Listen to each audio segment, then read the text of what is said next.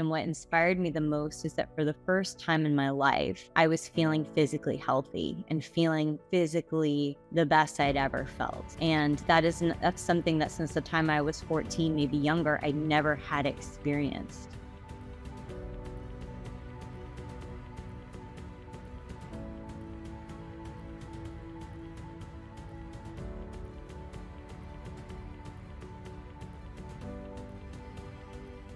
So I want to say thank you. And also, I want to acknowledge all of your efforts to be here to take charge of your health and to change and your willingness to get healthy. This is the hardest work. And I want to say that because we are living in a society right now where numbing, stuffing, convenience, fast food, everything is so readily available to you. And the easier option is actually to take the path of the least resistance, which is what is so readily available and accepted by our society. So I just want to say what you're doing here is amazing. And if you're ever feeling discouraged, don't be. This is the harder path in the terms that you are renegading your own way right now. And I hope that you feel that you are being met with so much support. And I think it's really healthy and great for you to see people who've been doing this for a long time and examples of what this could look like. I've been a raw vegan 100% for over 17 years now. It's changed my life. When I was, around 14 years old, 14 to 16, I was diagnosed with type 2 diabetes, hyperglycemia. I had very high blood sugar. I was raised on a Lebanese and Ecuadorian diet. For those of you who don't know what that entails, it's a lot of olive oil. It's a lot of meat, raw meat, fried chicken, beans, and rice. My mother is from Lebanon. My father is from Ecuador. And I grew up in a very cultural household, so to speak. And it was because of this high fat, high meat diet. I did not grow up eating a lot of fruit whatsoever, barely any vegetables. The vegetables were either fried or in some other form that wasn't raw. It ended up giving me intense weight fluctuations by the time I was 14 to 16, blackout headaches, blood sugar issues, fainting spells, chronic, nausea, migraines. I had the highest GPA in my high school and I almost didn't graduate because I had so many sick days. And so 6 months before I graduated high school, a stranger approached me in the grocery store. It was John Rose, and he tapped me on the shoulder. And he definitely knew that something was wrong with me because I had just gotten out of the hospital and I had an IV patch in my arm from getting treated. And I'm about 5'6.5". I'm almost 5'7", and I was 87 pounds at the time, not because I wasn't eating, but because I was starved for proper nutrition. And everything doctors were telling me to consume at the time was diabetic approved in a package, basically chemical boxes of things. I wasn't allowed to eat fruit. I wasn't allowed to eat like fresh food. It was all had to be diabetic approved, sugar-free this, sugar-free that. And usually those sugar-free packages are even more toxic for your body because they're laden with chemicals of all different kinds and fake foods and fake sweeteners and Lord knows what. So I ended up getting even more sick over the course of the 2 years that I was diagnosed. So when John Rose approached me in the grocery store, his approach to me was so funny because he was just like, "Are you a raw vegan?" And I was like, "What?" He flat out went for it and just, started planting seeds. We're talking Texas 17 years ago. I didn't even really understand what a vegetarian was. Veganism was not as popular as it is now. No way. Are you kidding? Recycling was just starting to trend in Houston. Let's be honest. And I was getting ready to go to college. So there was this man all of a sudden that started telling me that he's been juicing for decades and he's been healthy and eating raw food. He doesn't cook his food. I had never heard of such a thing. And of course, culturally, I never heard of such a thing. So me being a very curious individual, I took his card and I went home. Turns out I ended up going back into the hospital that night. I had fainted and had a migraine, nausea, smell, whatever it was. And when I got out of the hospital 3 days later, I felt like I'd hit rock bottom for an 18-year-old, and I remember telling my dad, if my life is going to be like this for the rest of my life, I don't want it. I'm not imagine you have all these other kids that are living their lives and they're going out and partying and having fun and they're passing PE, and you can barely get out of bed. Chronic illness is no joke. It's hard to get out of bed every morning. And I just remember calling up John Rose again. And I said, hey, I feel like I've exhausted all my other options. I've never tried anything alternative before. Will you teach me what you know? And he did. He became my mentor for 6 or so months. And then after that, I ended up going and working for Dr. Douglas Graham, who's another raw food pioneer doctor in this space. And I ended up flying to Seattle to go intern with him and worked under him. And I started learning about more than just raw food, but learning about fasting and the benefits of juice feasting, water fasting, all the things. And what's so interesting about this is such a cool group. You're on a Zoom call right now with other people who are interested in this. Back in 2005, 2007, Facebook wasn't even around yet. You just had people with terrible websites. You had to go seek out people with these like-minded interests. And I can promise you, none of them were my age. No, but none of them were girls my age. And so both my mentors were men who were much older than me and who couldn't relate to being a teenage girl who wanted to be out in the world. What's interesting is I ended up first going to Vanderbilt and then going to Costa Rica and then going to Rice. And I graduated with 3 majors, but I ended up, solidifying myself in kinesiology and the study of health sciences. And my senior thesis was on the difference between water fasting and juice feasting. And I started a co-op right out of college at Rice, which is how I met Dr. Montgomery. And since then, my journey has only continued. I reversed my diabetes around the time I was 21-ish. So it took me a good 1.5 years, almost 2 years to naturally reverse diabetes, just through food, getting off insulin, no extra medication, doing it the natural way, starting to exercise again. I think that's relevant here because so many of us do decades and decades and decades of damage to our bodies. And everybody wants that quick fix magic pill. And they're like, I'm going to go raw and all my problems are going to be done in a week. When I tell people it took me almost 2 years to reverse my diabetes and I was at the very ripe age of 18, it's just a reminder that it does take time to reverse trauma, like internal trauma that's happened to our bodies and conditioning and generational patterns. And, the physical component is really just one aspect. What's interesting about this lifestyle, and we don't have to go into this, but a huge part of my journey was realizing that raw food really was me opening the door to more healing. I thought that once I'd reversed my diabetes, that was the end of it. I was like, yeah, I'm winning at life. And then it was like, dun, dun, dun, welcome to level 2. This is an emotional healing component. Welcome to the Hunger Games. And then, as soon as you start to dive into healing all of this raw emotion that comes up for you in your journey, you're like, yeah, I got this. I'm breaking patterns. And it's like, dun, dun, dun, welcome to level 3, spirituality. Are you really connected with yourself and your food?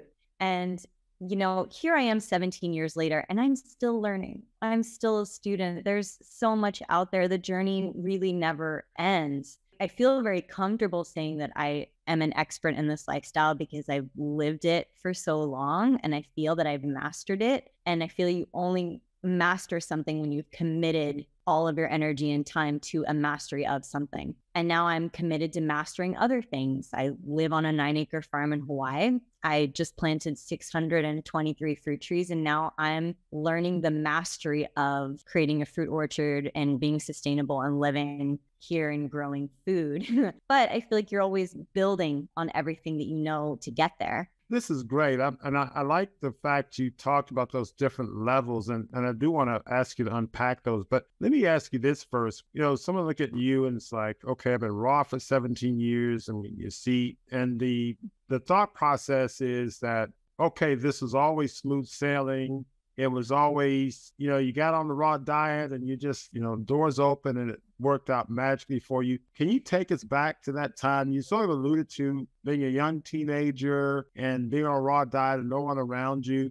I mean, you're in a college dorm, I think, part of the time and so on and so forth. Take us back to that time. Walk us through some of the struggles and pitfalls and some of the things that you had to overcome, and take us back there. I just want to tell people I fought harder to live my life the way that I am living now than I fought for anything in my entire life. And I say that because I gave up so much in that time in my life to be able to do this because I felt so strongly in my heart that this was truth for me. And I saw that this was physically healing my body and I wasn't receiving support from pretty much anyone around me, especially my family. And so I will say the most difficult component for me was not friends, right? Like I actually didn't really have that many friends in high school because I switched schools. So I really had zero expectation of having girlfriends do this with me or anything like that. The hardest part for me was getting support from my family. And that was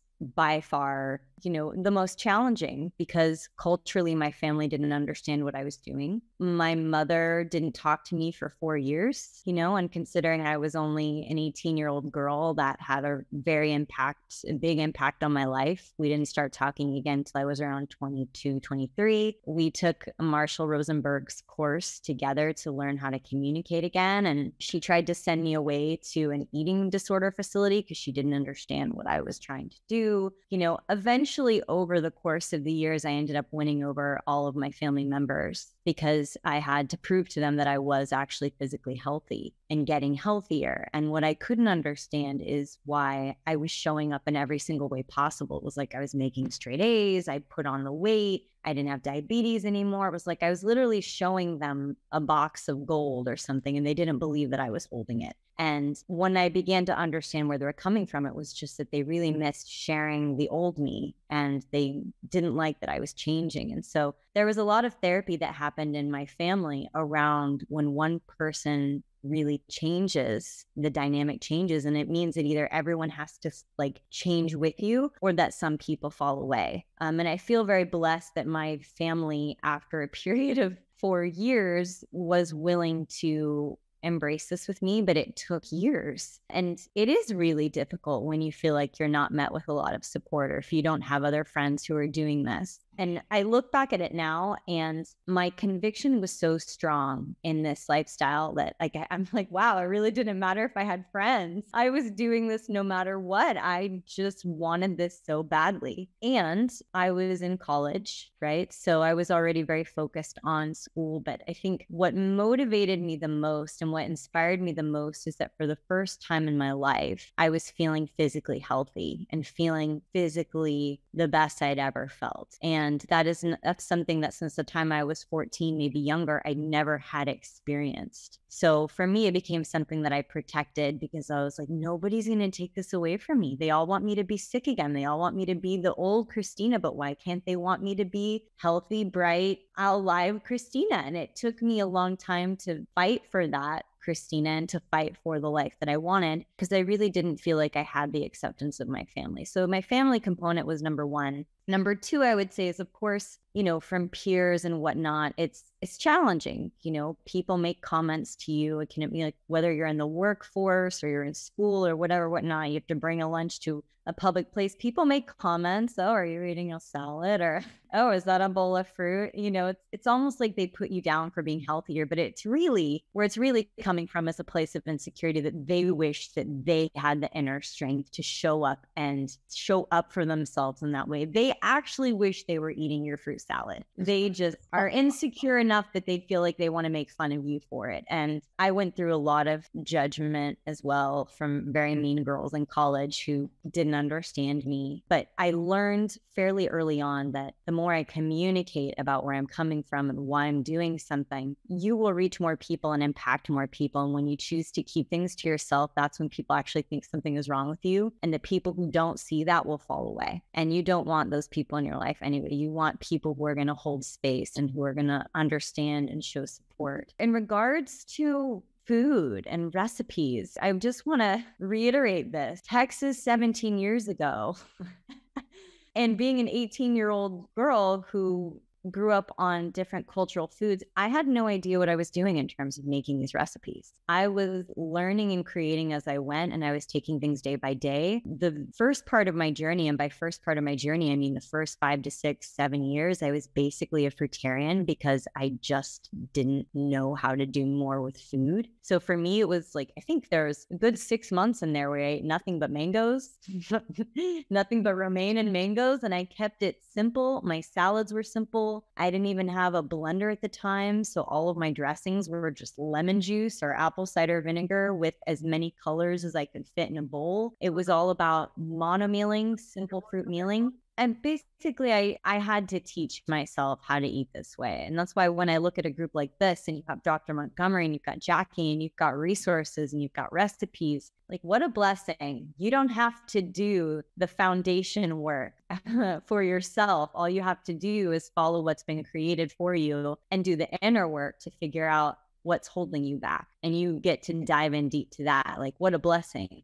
But, when it comes to the struggles, I would say, and to give you hope, it took me a good 5, 6, 7, 8 years to figure out how to master this way of living. And I would say now that it's so easy for me. I don't think about it. I'm 17 years in, and you can get there too. I say that not to be like, oh, I'm so much better, but it was my goal to master this to the point of where it was so intertwined in my life that it became effortless. So eating raw for me now is so effortless. I have a juice, like a 32-ounce jar of green juice every morning for breakfast. I have a smoothie bowl for lunch or a bowl of fresh fruit. I have rainbow salads for dinner, or zucchini noodles or cucumber noodles or any kind of other raw dish that I like. I'm so fully committed to this lifestyle because it has healed me from the inside out 100%. And people say, oh, well, why don't you go back to eating cooked foods now if you're healthy? And I say, because number one, if it's not broke, don't fix it. Number two, I spent years getting to the point of where I am at right now. And number three, I am a person who knows what my worst feels like, spent a lot of time there. And I am a person who knows what my absolute best feels like. And I feel my absolute best when I am 100% raw and I'm eating living foods that have the highest frequency possible. I want all of those colors inside of me all the time. I want to feel alive all the time. I, made a promise to myself long ago that I wasn't going to numb or shut down or stuff or, participate in anything that would derail me in that way. And I've been fully committed to that journey. And what's so interesting is that food is really only one part of the whole holistic spectrum, right? When you start looking at it, true healing is more than just about food. You also got to add in your exercise. I get in a great workout every day. The thing that I actually struggled with the most beyond food was sleeping. I don't know if you remember this, Dr. Montgomery, but for a good decade there, I only slept for 3 or 4 hours a night. So I was so committed to my co-op, and I was in college and working a job. So Yep. I really struggled with sleep, and I threw myself into like insomnia unintentionally. So I've been working hard to master better sleeping patterns. And then, of course, you have to add in the emotional component in there. And so for me, when people ask me about my lifestyle, I always like to make sure that I let them know it's more than just about food, but the food is just one component of healing, but it's almost like the gateway drug to everything else.